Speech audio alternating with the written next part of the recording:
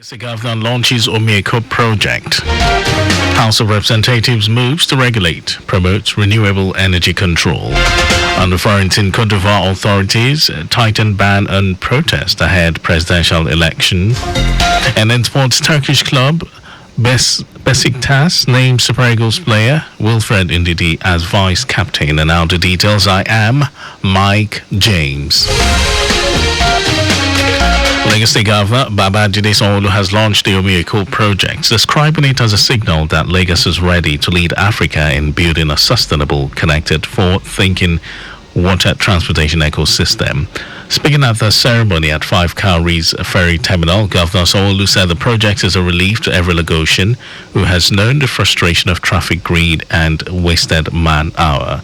He had this to say. With Omieko, we're lifting not only boats, but we're lifting lives. We're lifting businesses, we're lifting communities, we're lifting generations that are coming behind us. We're signaling that Lagos is ready to lead Africa's urban transformation. We're planning not just to lead, we want to lead boldly, we want to lead sustainably, and want to lead with inclusivity.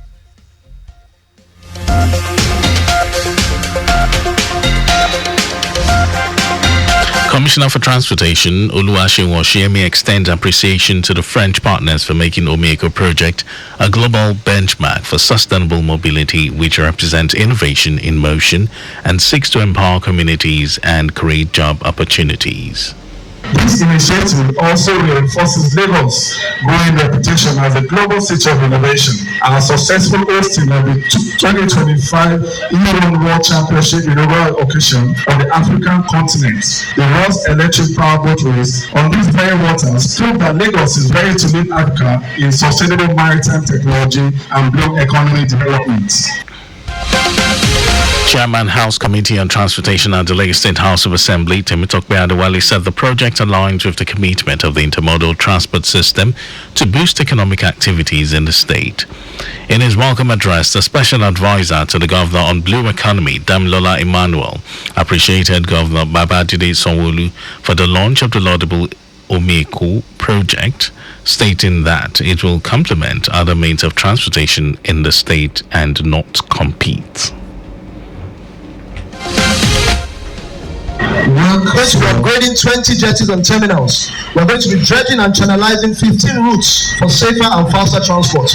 Capacity development for all stakeholders. And crucially, we're going to be funding the informal sector under the Vessel Industry Transition Program. This is how we build a water-based economy that works for all, from operators to passengers, from private investors to the citizens. In his keynote address, the French Minister for Europe and Foreign Affairs, Jean-Noël Barrot, said the launch of the Omieko project will make lives easier and better for Lagosians and also reduce travel time.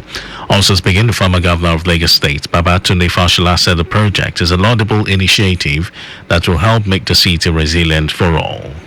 Work for intermodal transportation in Lagos, linking the roads to the rail and to the waterway continues, but I am confident that it will be done because I see that it is in very, very good hands and the baton is passing down slowly to the younger ones who have the clear energy to run the race.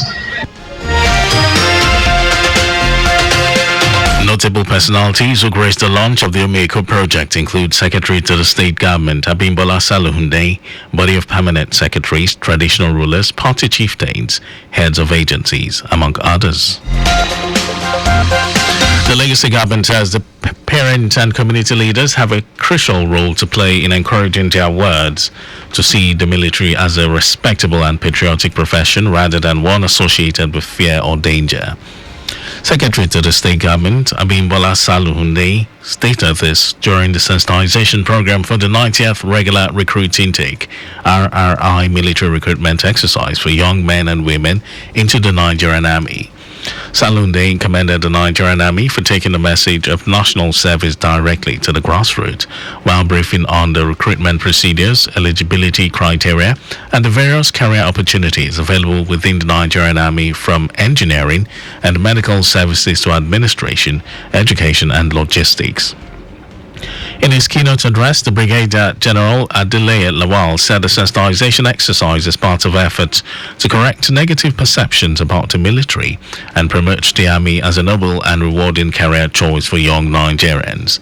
Lawal explained that the army is not only about fighting wars but also plays a vital role in peacekeeping, disaster management and national development, while noting that young people who join the force will have the opportunity to build discipline, leadership and professional skills that can serve them throughout life. The exercise brought together community stakeholders, including market men and women, local government representatives, youth council leaders, and members of the Police Community Relations Committee, among others.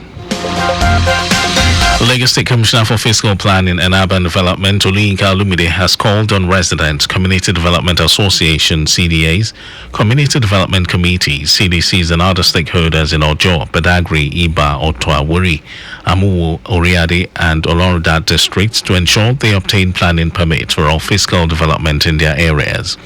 Olumide made the call during a public awareness program organized by the Lagos State Fiscal Planning Permit Authority (LASPA) to sensitize stakeholders on the importance of social benefits of obtaining planning permits, both for individuals and the government.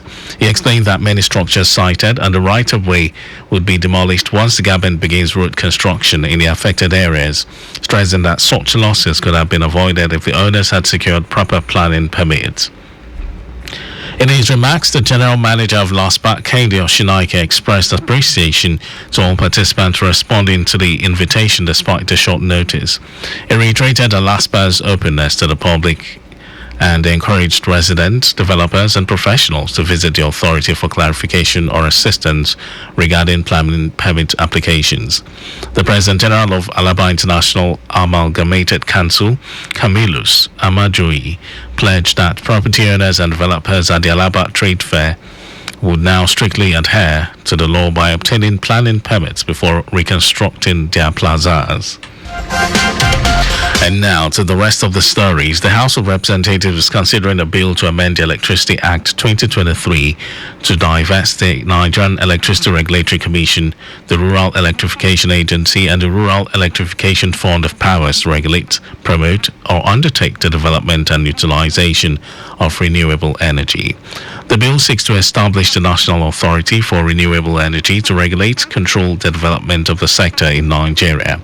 The bill, which was sponsored by the lawmaker representing Ogbaru Federal Constituency, Anambra State, Victor Ogene, is expected to open up the renewable energy sector for growth and opportunities if it successfully passes through the entire legislative stages.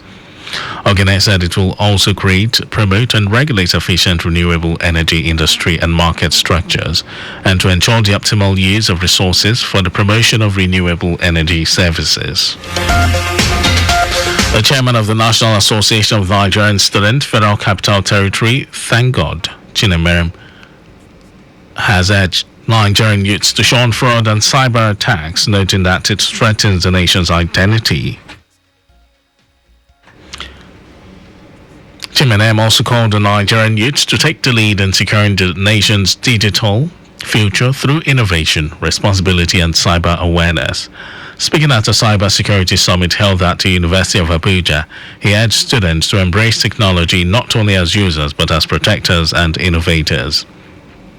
Chimenem noted that Nigeria's rapid rise as one of Africa's leading digital economies brings both opportunity and risks, warning that cyber attacks, online fraud, and misinformation could undermine the nation's progress if not addressed proactively.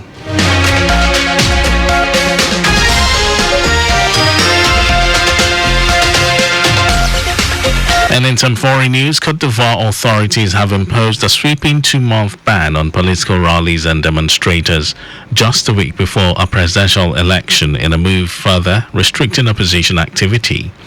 The ban announced by the Interior and Defense Ministries applies to all political parties and groups, except the 5 candidates officially approved to contest the October 25 vote. It comes amid rising tensions following the exclusion of opposition heavyweights Lawrence Gbagbo and Tijan Thiam from the race. Hundreds of people rallied at protest in Abidjan last weekend, with security forces dispersing crowds. Sporadic unrest, including road and school blockades, have been reported in several regions. And over to sports news, Besiktas FC of Turkey has appointed Super Eagles standing captain Wilfred Ndidi as the new club's vice captain. Ndidi will serve as deputy to Turkish international Orkun Toku, who has been named the new team captain. The duo replaced for former captain Nasib Isal and vice captain Mert Gunok as the new leaders of the first team. The new captaincy duo will begin their leadership duties when Besiktas, currently 6th on the Turkish Super League table, with 13 points from 7 matches, hosts 14th place today in match day 8 of the season. That was our news at 10. Just before we go, stay alive, make use of pedestrian bridges where available. You can follow us and like all our various social media platforms: X Traffic Radio 961, Facebook Lagos Traffic Radio 96.1 FM, on Instagram Lagos Traffic Radio 961. Subscribe and watch our news and programs. It's live on YouTube, Traffic Radio 961. Visit our website www.trafficradio961.ng. You can also listen to Lagos Traffic Radio on my Lagos app for timely updates.